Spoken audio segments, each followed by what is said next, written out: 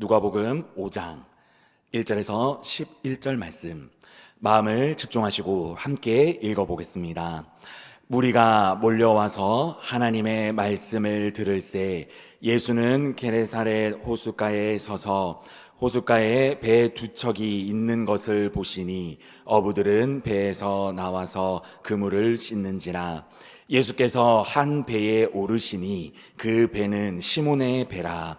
육지에서 조금 떼기를 청하시고 앉으사 배에서 무리를 가르치시더니 말씀을 마치시고 시몬에게 이르시되 깊은 데로 가서 그물을 내려 고기를 잡으라. 시몬이 대답하여 이르되 선생님, 우리들이 밤이 새도록 수고하였으되 잡은 것이 없지만은 말씀에 의지하여 내가 그물을 내리리다 하고, 그렇게 하니 고기를 잡은 것이 심히 많아 그물이 찢어지는지라.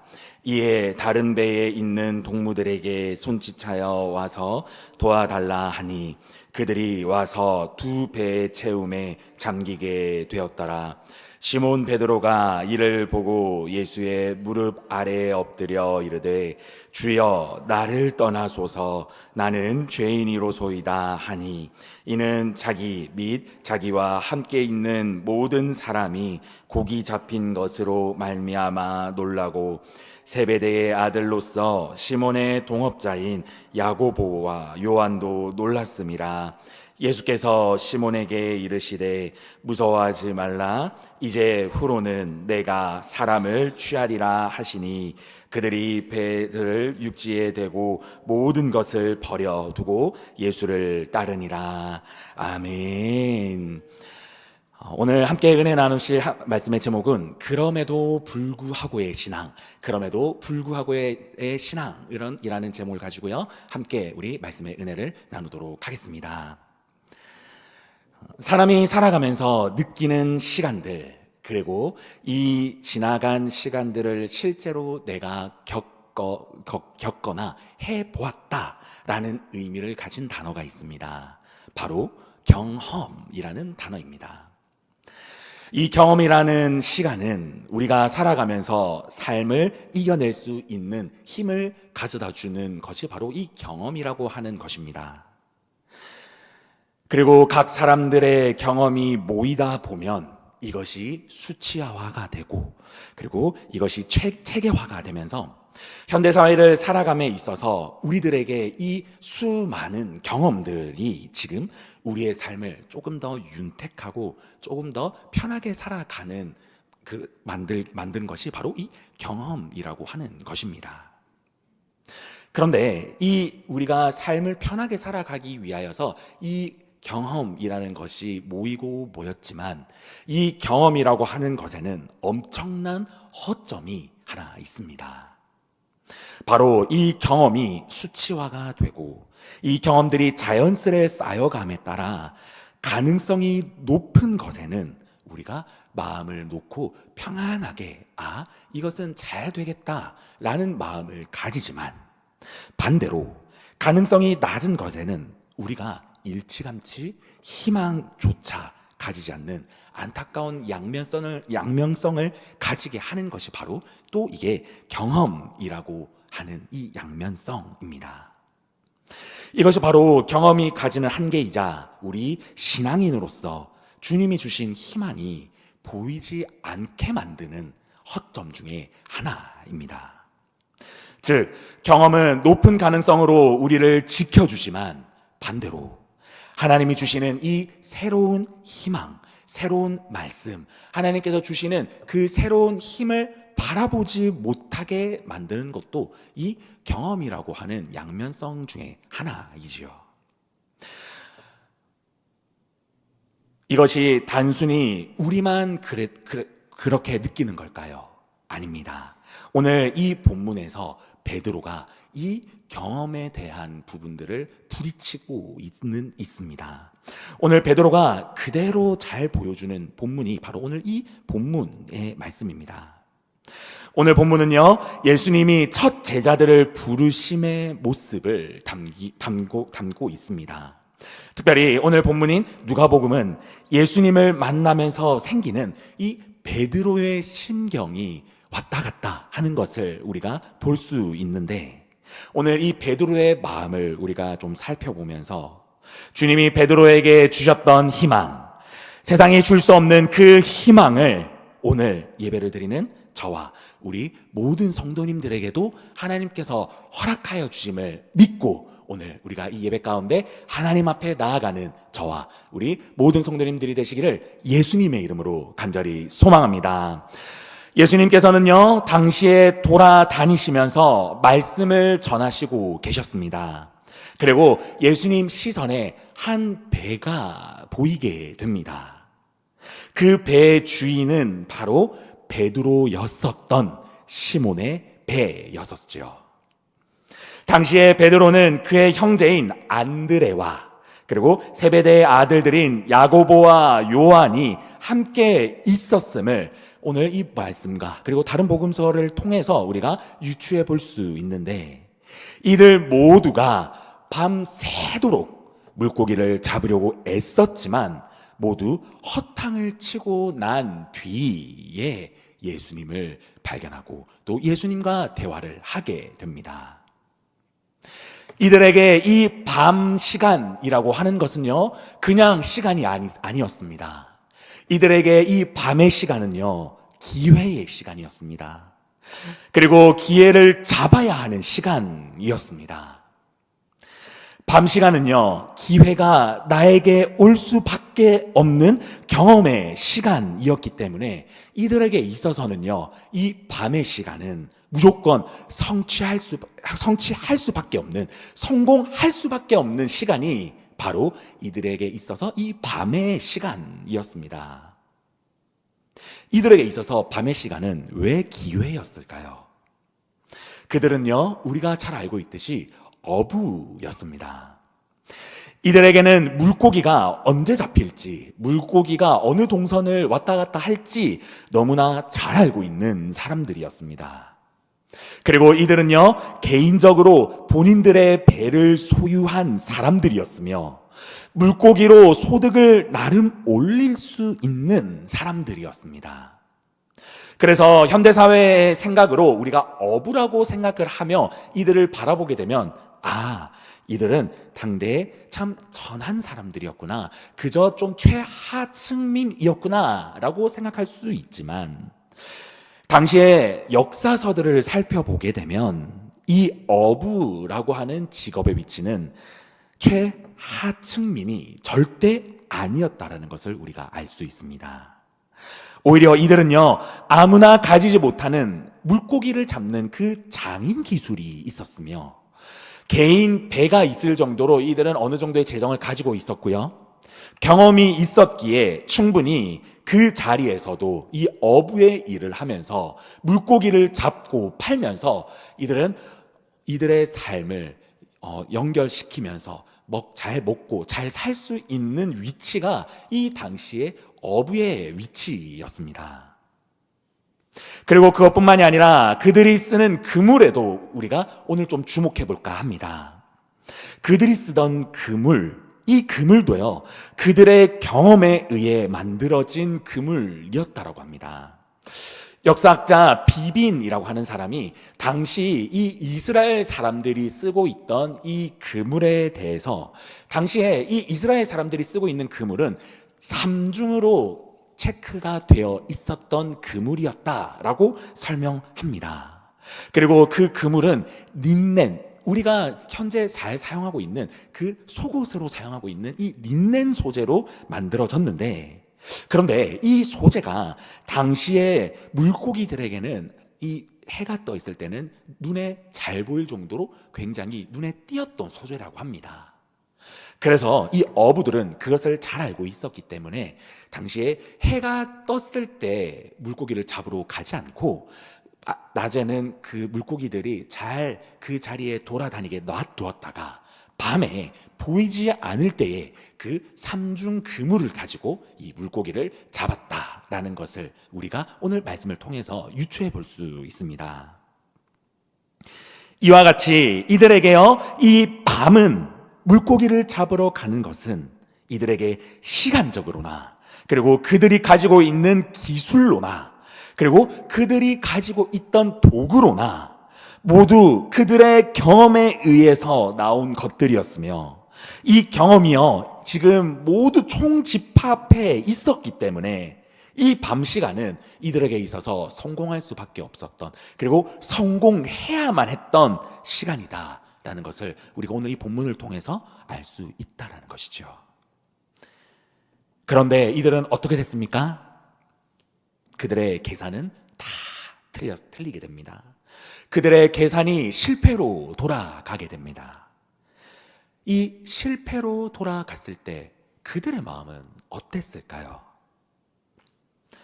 오늘 물고기를 잡아야 나의 가족, 내 부모님, 나의 친척들이 이 소산을 먹고 또 자고 또 이것을 가지고 생활을 할 텐데, 진짜 큰일 났다 라는 희망이 전혀 없는 마음, 암울한 마음이 이들의 마음을 지배하고 있지는 않았을까요?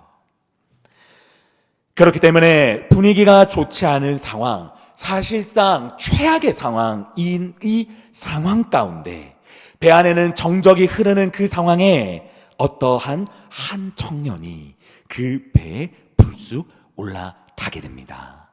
그리고 그 청년이 이들에게 이렇게 이야기를 합니다. 3절 말씀입니다. 예수께서 한 배에 오르시니 그 배는 시몬의 배라, 육지에서 조금 떼기를 청하시고 앉으사 배에서 무리를 가르치시더니 라고 이야기를 하였습니다. 이 청년 바로 예수님이었습니다. 예수님은 그 최악의 분위기에 있었던 배에 훌쩍 올라타십니다. 그리고 갑자기 얼토당토안하게 배를 빌릴 수 있는지 이들에게 이야기를 하는 상황인 것이죠. 베드로와 이들은 예수님과 예수님을 따라온 무리를 보면서 어쩔 수 없이 허락은 하게 됩니다. 그런데 이들의 마음 상태는 성경에는 기록되지 않았지만 이들의 마음에 화가 치밀어 오르면서, 아니 도대체 이게 뭐 하는 건가 라는 마음이 이들 가운데 있지 않았을까요? 그런데요, 이 상황에서 끝나는 것이 아니라 여기에서 한술 더 뜨는 일이 벌어지게 됩니다. 4절 말씀입니다. 말씀을 마치시고 시몬에게 이르시되 깊은 데로 가서 그물을 내려 물고기를 잡으라.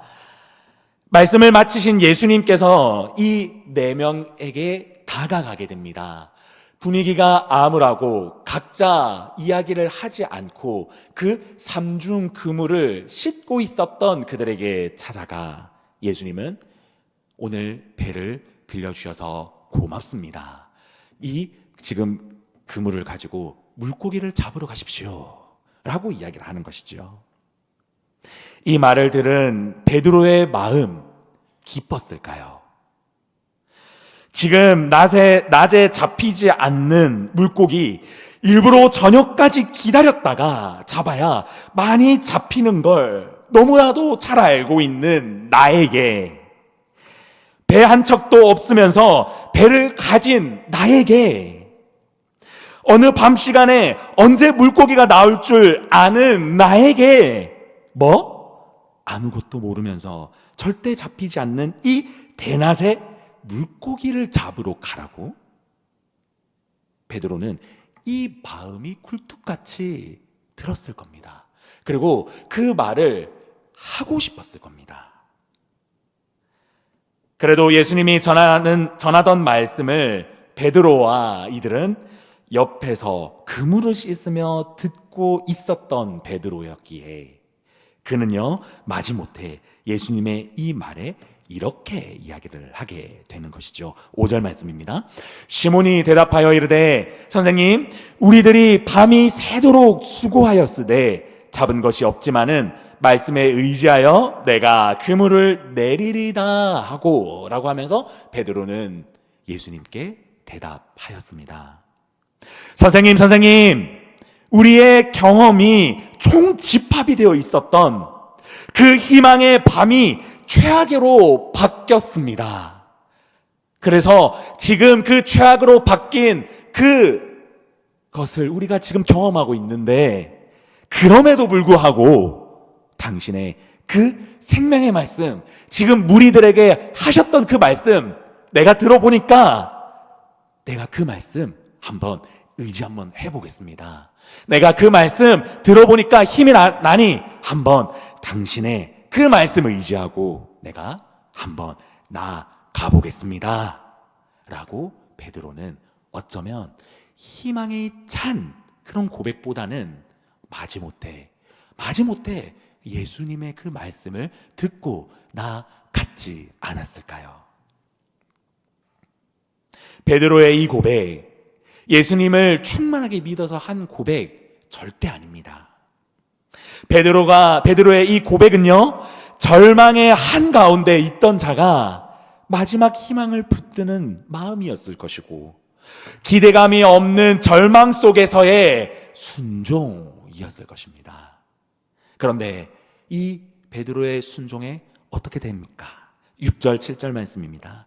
그렇게 하니 고기를 잡은 것이 심히 많아 그물이 찢어지는지라. 이에 다른 배에 있던 동무들에게 손짓하여 와서 도와달라 하니 그들이 와서 두 배의 채움에 잠기게 되었더라. 그물이 찢어질 정도였다라고 합니다. 성경은 그물이 찢어져서 어쩔 수 없이 혼자서 할 수 없었다라고 증언하고 있습니다. 아까 제가 말씀드렸던 대로 이 그물, 삼중 그물이었다라고 이야기했습니다.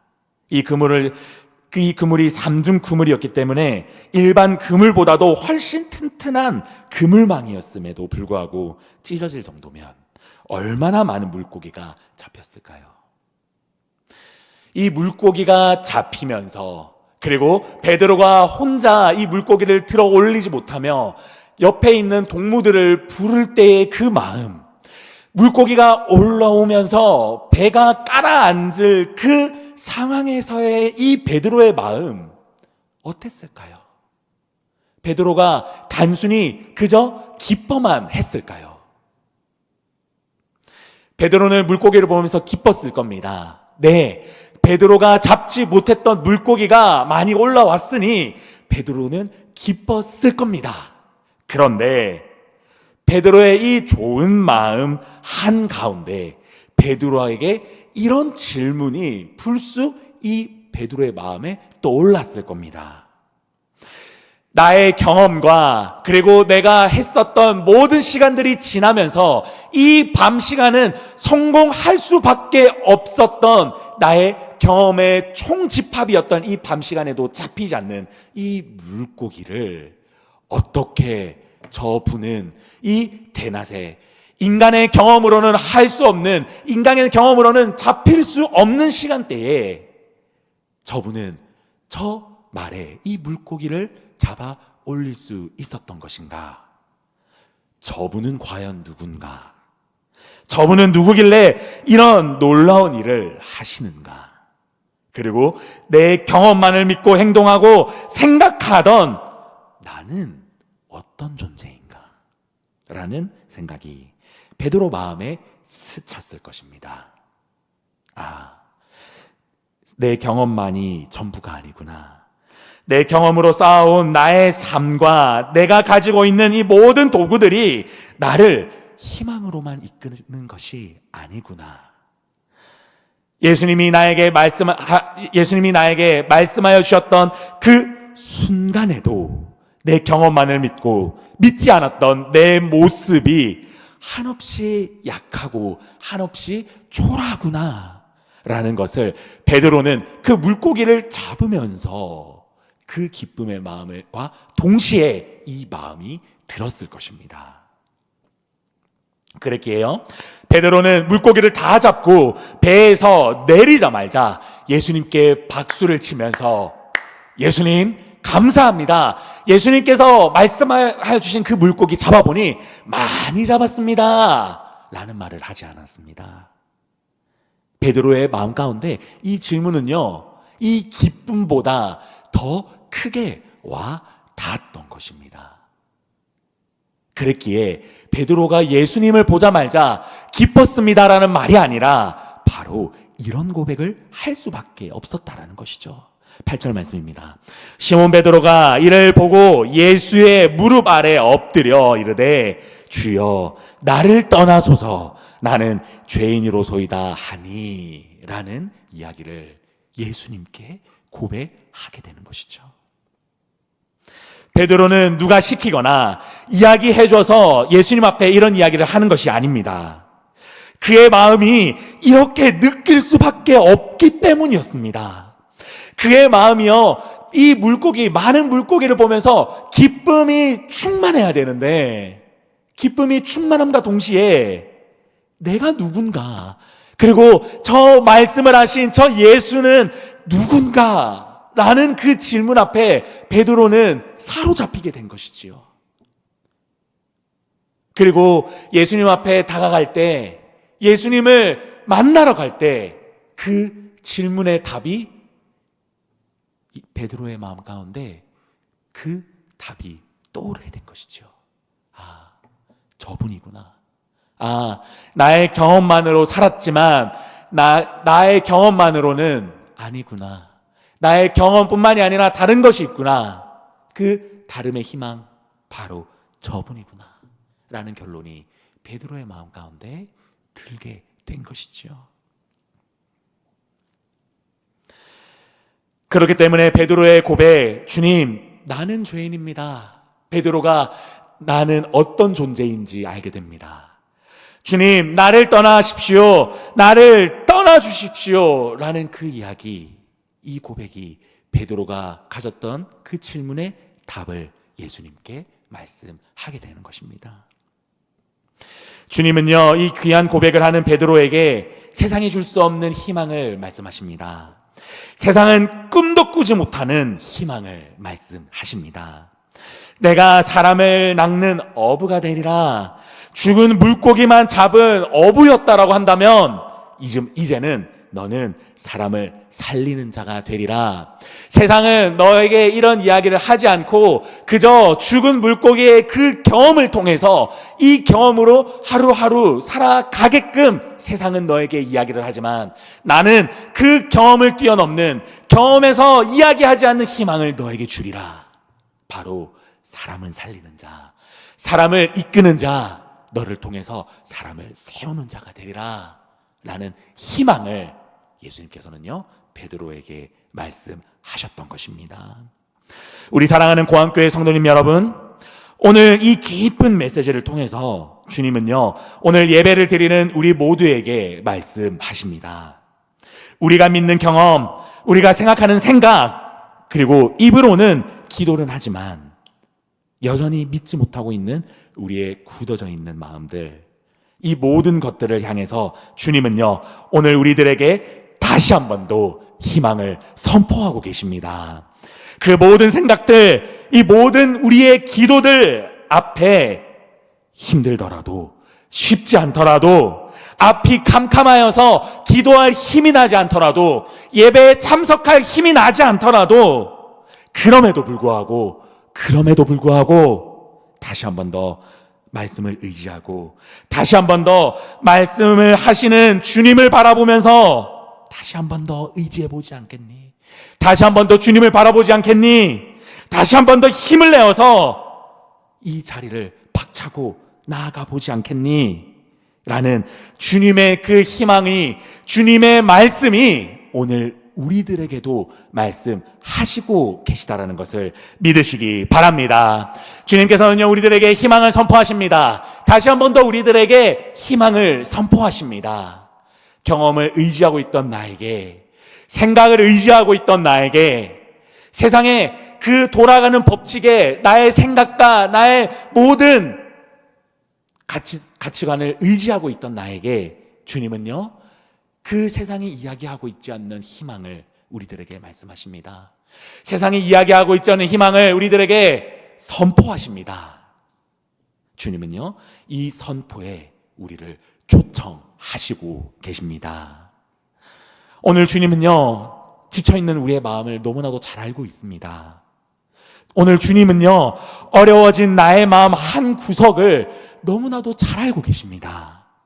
오늘 주님은요, 영적으로 어렵고 힘들며 남모르게 눈물을 흘려가면서 기도하고 있는 그 우리의 기도 한 시간, 한 그 순간 모두까지 주님은요, 지금도 다 기억하시고 계십니다. 이 모든 것 앞에요, 주님은 우리 앞에 다시 힘을 얻을 수 있는 방법, 다시 그리스도인으로 희망을 가지고 박차고 일어날 수 있는 방법, 다시 희망을 가지고 일어설 수 있는 힘, 그것은요, 우리의 문제를 함께 바라보고 계시는 예수님을 다시 한 번 더 바라보고 그분이 나에게 말씀하실 때까지, 그분이 나에게 만져주실 때까지 다시 한 번 더 주님을 붙잡고 또 붙잡으며, 그럼에도 불구하고 나의 상황은 최악으로 치닫고 있어도, 나의 경험은 이제는 끝이다라고 이야기를 하고 있어도, 그럼에도 불구하고 다시 한 번 더 예수님을 붙잡는, 다시 한 번 더 주님의 말씀에 의지하는 내가 되었으면 좋겠다, 나를 기억하였으면 좋겠다 라고 주님은 오늘 우리들에게 다시 한 번 더 초청하고 계실 줄 믿으시기 바랍니다. 주님의 이 부르심 앞에요, 비록 내가 지치고 힘들고, 주님 내가 또 기도해야 됩니까? 주님 내가 또 예배해야 됩니까? 주님 내가 또 교회에 나가야 됩니까? 주님 세상에서 내가 또 이거 해야 됩니까? 라는 불평이 들어도 괜찮습니다.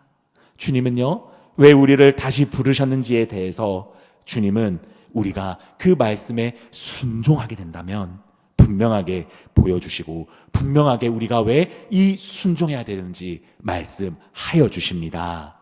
그렇기 때문에요, 그 안에 주님의 뜻을 보이시기 때문에 우리가 그 희망을 붙잡을 수 있기 때문이라는 것입니다. 여러분, 우리가 오늘 주님께서 불러주시는 이 희망의 초청, 우리가 이 희망의 초청을 기억하였으면 좋겠습니다. 그리고 우리 교회에 특별히 또 선포된 말씀, 거두리라, 이번 2026년 우리들에게 말씀하여 주신 말씀입니다. 주님께서 우리들에게 거두리라라고 선포하셨는데, 이 말씀을 이루기 위하여서 우리는 다시 한 번 더 주님이 불러주시는 이 주님의 말씀 앞에 다시 서야 될 줄 믿습니다. 우리가 말씀을 마무리하도록 하겠습니다. 이제 우리가 이 일주일의 반이 지나간 이 시간, 그리고 남은 이 일주일의 시간, 우리 사랑하는 성도님 여러분, 여러분들은 이제 어떤 희망을 찾으시겠습니까? 여러분들은 어떤 것을 붙드시겠습니까? 여러분들은 계속 내가 붙들고 있는 나의 경험과 나의 생각만을 믿으며 변하지 않는 삶을 살아가시겠습니까? 아니면 아무것도 되지 않을 것처럼 느껴지지만 나의 앞에는, 나의 경험만으로는 이제 끝났다라고 생각하는 나의 삶을 내가 바라보지만, 그럼에도 불구하고 나를 불러주시는, 나의 이름을 불러주시는, 얘야 다시 한 번 더 일어나 보지 않을래? 얘야 다시 한 번 더 힘을 내보지 않을래? 얘야 나의 말에 다시 한 번 더 붙잡아 보지 않을래? 라고 말씀하시는 그 주님의 희망을 다시 한 번 더 나의 모든 것을 걸고 붙잡아 보시겠습니까? 오늘 이 말씀을 통해서 주님이 주시는 희망에 우리 사랑하는 성도님들을 초청합니다.